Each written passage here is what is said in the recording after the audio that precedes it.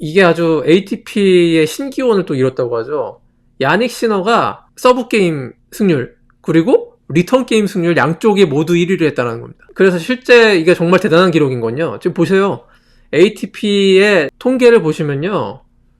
야닉 시너가 이렇게 큼지막하게 ATP 통계 리더보드 상에서 누가 제일 지금 리드하고 있냐 봤을 때 서브 리더가 야닉 시너고요. 리턴 리더도 야닉 시너고 프레셔 리더, 그 압박 상황에서 그 언더 프레셔 상황을 잘 헤쳐나가는 그런 거에 멘탈 한마디로 이제 프레셔 리더라는 건 멘탈 리더입니다. 멘탈 리더도 야닉 시너인 것입니다. 자, 서브 리더의 2위는 페리카르, 프리츠, 조코비치, 오펠카. 그리고 리턴 리더의 2위는 알카라스, 디미노. 그 다음에 프레셔 리더도 알카라스, 디미트로프, 오지알리아심 이런 선수들인데 이 모든 테니스에서 스탯이라는 거, ATP가 스탯이라는 것을 빅3로 정해놓은 거죠. 서브와 리턴 그리고 멘털 이 세 가지를 택한 이유는 이 세 가지가 승패를 가르는 가장 중요한 요인이기 때문입니다. 이 세 가지 요인에서 야닉 시너가 모두 알카라스를 제치고 1위를 차지한 것입니다. 이 뭐 근소한 격차긴 하지만 특히 이번에 시너가 서브와 리턴에서 양쪽에서 1위를 다 한 건 정말 대단한 일이죠. 왜냐하면 보통 이 서브 리더들은요. 여기 밑에 보시는 페리카르, 프리츠, 오펠카, 베레티니, 즈베레프 이런 선수들이 원래 서브는 통계적으로 더 높을 수밖에 없습니다. 왜냐하면 서브의 이 통계를 결정하는 여러 가지 요인 중에 에이스 숫자가 있고요. 첫 서브의 성공률이 있고 이런 여러 가지 것들이 있는데 야닉 시너가 지금 서브에서 얼마나 대단한 모습을 보여주냐면 첫 번째 서브의 성공률 다소 떨어집니다. 61.9%밖에 안 되는데 첫 번째 서비스의 득점률이요. 첫 번째 서비스를 넣었을 때 득점으로 가져갈 확률이 79.5%로 뭐 페리카드, 프리츠 이런 선수보다 더 그러니까 오펠카 같은 광서버보다 더 첫 번째 서비스를 넣었을 때 이기는 확률이 많다. 그리고 세컨 서브 득점률 특히 59.1%로 이건 뭐 다른 선수들과의 아주 넉넉한 격차를 보이면서 세컨 서브 득점률이 전체 서브 통계를 견인하는 아주 결정적인 원인이 됐고 서브 게임을 따내는 확률이 92%로 지금 탑10 중에서 유일하게 90%를 넘었습니다. 보통 서브 게임 승률이요. 88, 87, 89 이렇게만 돼도 굉장히 좋은 서버인데 92%입니다. 이건 대단한 기록이라고 볼 수 있고 그 평균 에이스 숫자가 6.3개거든요. 예, 야닉 시너.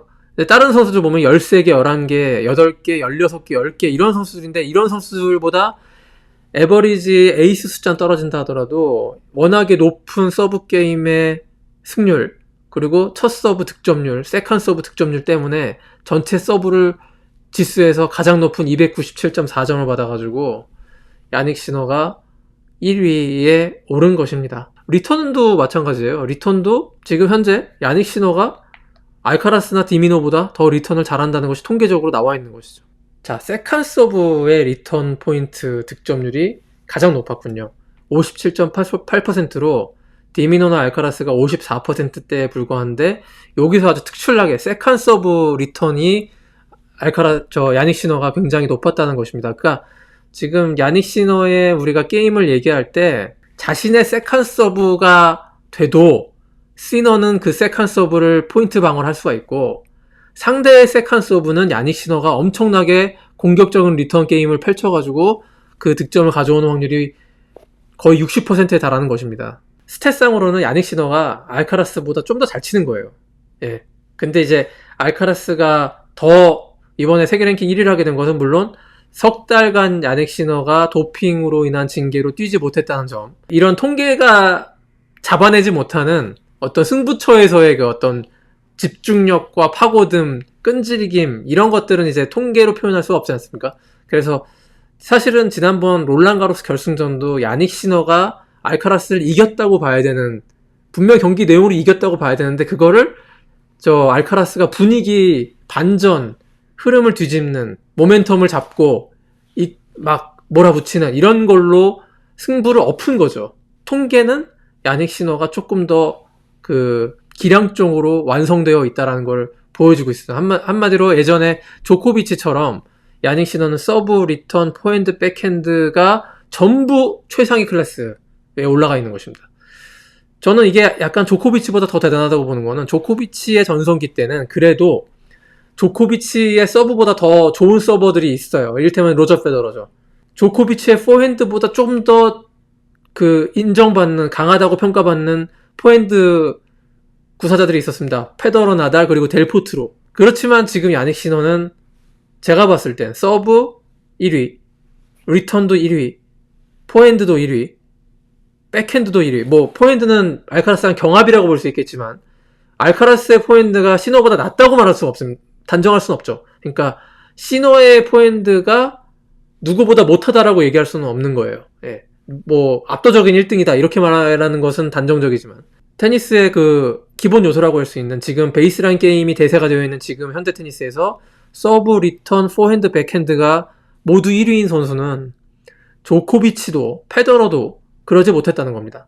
페더러는 백핸드에서 분명히 이제 원핸드 백핸드에 한계가 있었어요. 자, 이 네 가지 영역에서 1위를 달리고 있는 야닉 시너이기 때문에 오히려 지금 조코비치보다 어떻게 보면 더 완성되고 더 완벽한 선수가 아닌가 이런 생각까지 하게 됩니다. 물론 야닉 시너의 이런 완벽함을 만들어준 건 롤모델이 된 건 조코비치라고 말할 수 있겠죠. 완벽하다고 느꼈던 약점이 무결점이라고 여겨졌던 조코비치보다 더 완벽한 선수가 야닉 시너라고 지금은 볼 수 있는 것이고 그 완벽함으로 똘똘 뭉친 야닉 시너를 흠집내고 공략할 수 있는 것이 바로 지금 알카라스라는 것이기 때문에 지금 ATP 테니스가 얼마나 재밌게 흥미진진하게 이 투맨쇼로 흘러가고 있는가를 저는 강조드리고 싶습니다. 네, 케빈님이 말씀하신 대로 이게 모라토글루 코치가 보통 서브를 잘하면 리턴이 약해야 되고 리턴을 잘하면 서브가 약해야 되는데 이 두 가지를 모두 잘하는 거. 알카라스는 그나마 정상이잖아요. 리턴을 잘하지만 서브는 최정상급 탑은 아닙니다. 그게 원래 보통의 평균적인 오른팔을 잘 쓰면 왼팔을 잘 못 쓰는 거잖아요. 사실 상식이 어긋나는 거잖아요. 서브를 잘하면 리턴을 좀 못하는 것이고 리턴을 특출나게 잘한 다음에 서브 약간 좀 그만큼은 못한 것이 빅3 때도 마찬가지였습니다. 예, 나달이 리턴을 잘했지만 서브는 그렇게 강하지 않았잖아요. 근데 시너는 그걸 다 해내고 있다.